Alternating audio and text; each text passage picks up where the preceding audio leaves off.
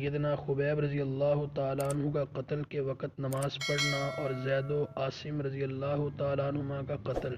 احد کی لڑائی میں جو کافر مارے گئے تھے ان کے عزیزوں میں انتقام کا جوش زور پر تھا۔ سلافہ نے، جس کے 2 بیٹے اس لڑائی میں مارے گئے تھے، منت مانی تھی کہ اگر عاصم کا، جنہوں نے اس کے بیٹوں کو قتل کیا تھا، سر ہاتھ آ جائے تو اس کی کھوپڑی میں شراب پیوں گا۔ اس لیے اس نے اعلان کیا تھا کہ جو عاصم کا سر لائے گا اس کو 100 اونٹ انعام دوں گا۔ سفیان بن خالد کو اس لالچ نے آمادہ کیا کہ وہ ان کا سر لانے کی کوشش کرے، چنانچہ اس نے ازل وقارہ کے چند آدمیوں کو مدینہ منورہ بھیجا۔ ان لوگوں نے اپنے کو مسلمان ظاہر کیا اور حضور اقدس صلی اللہ علیہ وسلم سے تعلیم و تبلیغ کے لیے اپنے ساتھ چند حضرات کو بھیجنے کی درخواست کی، اور حضرت سیدنا عاصم رضی اللہ تعالیٰ عنہ کے بھی ساتھ بھیجنے کی درخواست کی کہ ان کا وعظ پسندیدہ بتلایا۔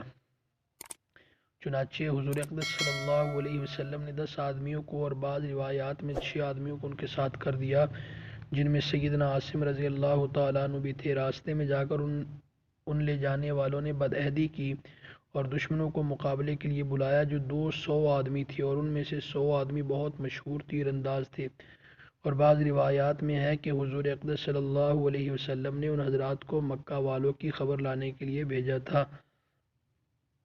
راستہ میں بنو لحیان کے 200 آدمیوں سے مقابلہ ہوا۔ یہ مختصر جماعت 10 آدمیوں کی یا 6 آدمیوں کی یہ حالت دیکھ کر ایک پہاڑی پر، جس کا نام فد تھا، چڑھ گئی۔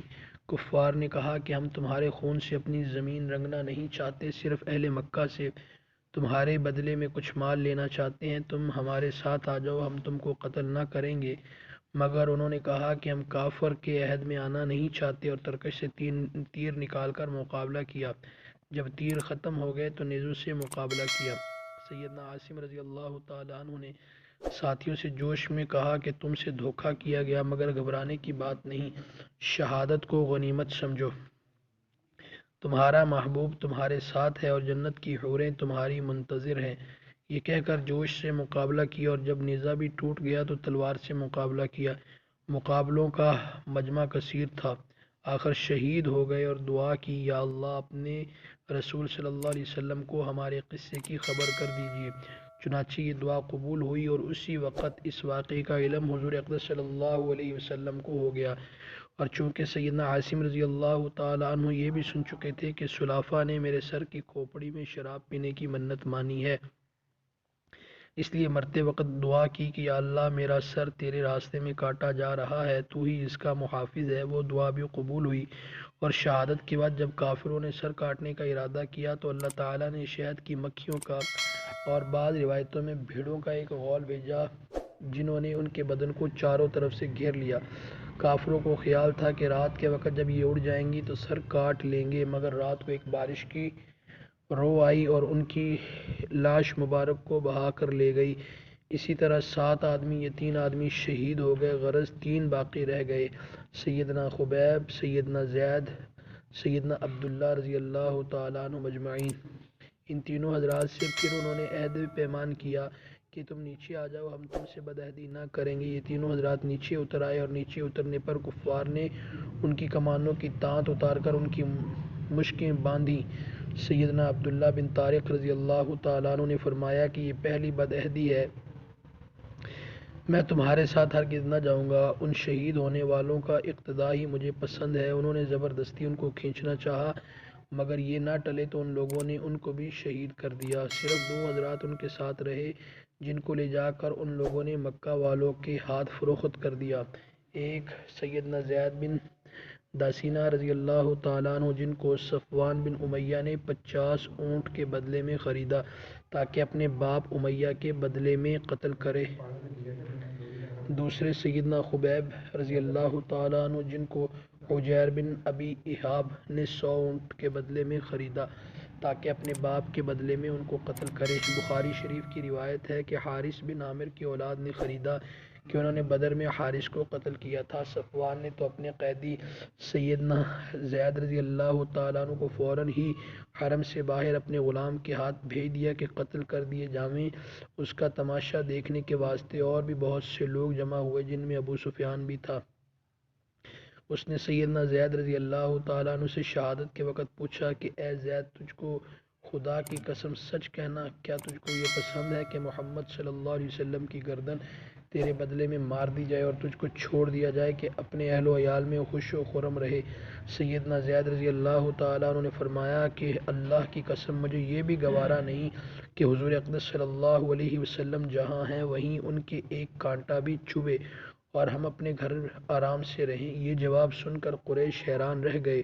ابو سفیان نے کہا کہ محمد صلی اللہ علیہ وسلم کے ساتھیوں کو جتنی ان سے محبت دیکھی اس کی نظیر کہیں نہیں دیکھی۔ اس کے بعد سیدنا زید رضی اللہ تعالیٰ عنہ شہید کر دیے گئے۔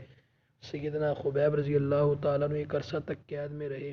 حجیر کی باندی جو بعد میں مسلمان ہو گئیں کہتی ہیں کہ جب سیدنا خبیب رضی اللہ تعالیٰ عنہ ہم لوگوں کی قید میں تھے تو ہم نے دیکھا کہ سیدنا خبیب رضی اللہ تعالیٰ عنہ ایک دن انگور کا بہت بڑا خوشہ آدمی کے سر کے برابر ہاتھ میں لیے ہوئے انگور کھا رہے ہیں، اور مکہ میں اس وقت انگور بالکل نہیں تھا۔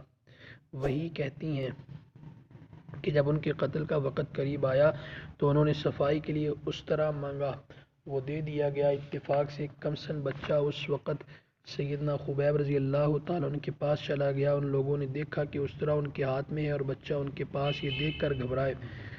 سیدنا خبیب رضی اللہ تعالیٰ عنہ نے فرمایا، کیا تم یہ سمجھتے ہو کہ میں بچہ کو قتل کر دوں گا؟ ایسا نہیں کر سکتا۔ اس کے بعد ان کو حرم سے باہر لایا گیا اور سولی پر لٹکانے کے وقت آخری خواہش کے طور پر پوچھا گیا کہ کوئی تمنا ہو تو بتاؤ۔ انہوں نے فرمایا کہ مجھے اتنی مہلت دی جائے کہ 2 رکعت نماز پڑھ لوں کہ دنیا سے جانے کا وقت ہے اور اللہ جل شانہ کی ملاقات قریب ہے۔